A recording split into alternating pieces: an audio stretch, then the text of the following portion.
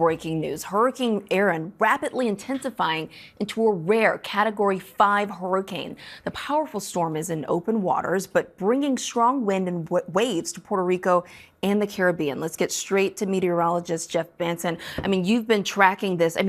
In just 30 minutes, it exploded once again. It's staggering, Morgan. You think about this. First and foremost, we went 24 hours from becoming a hurricane to turning into a Category 5 hurricane. And it was about 18 hours, late last night, it was still a 1, or about 8 p.m. last night. Here we are noontime, and it is a Category 5. So this is the definition, textbook, rapid intensification, tropical storm watch up for the St. Martin area. Again, the only good news really about this storm is that the path that it is projected to take is going to keep it away from any direct landfalls. But again, moving towards Puerto Rico, they're getting the wind and wave action right now. Soon they're going to get the rain action, flood watch in effect, up to 6 inches, maybe even more than that, of rainfall. And again, 160 mile per hour wind. So we were right on the threshold last hour at 155. All it needed was a slight bump, and boy, did it get it. Now, I love this graphic here. We're talking about how they figured this out in the time in which they did. We had a recon flight taken off from the U.S. Virgin Islands. There's Puerto Rico there, so not that far away.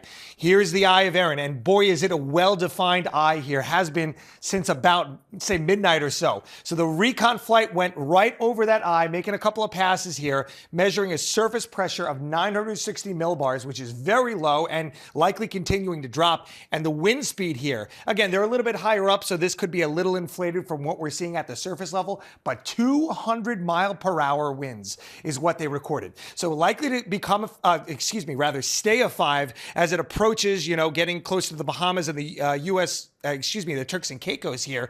Maybe it weakens slightly into a 4, but still 150 mile per hour winds. 140 by Tuesday morning, continuing to weaken as it makes that pass and hook just to the north of Bermuda here. Still, even though a Category 2 projected by Wednesday into Thursday, 110 mile per hour winds. And look how close this is to the coastline here, which I'll talk about in a second.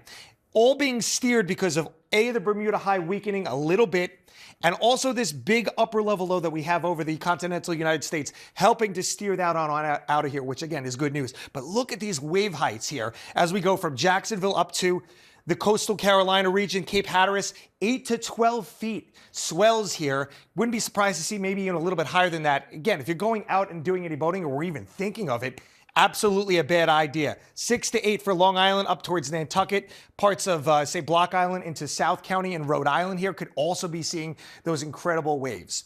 We're going to transition to some weather back here domestically. We do have a flash flood threat for parts of the upper Midwest into the northern portion of the plains of the Dakotas here.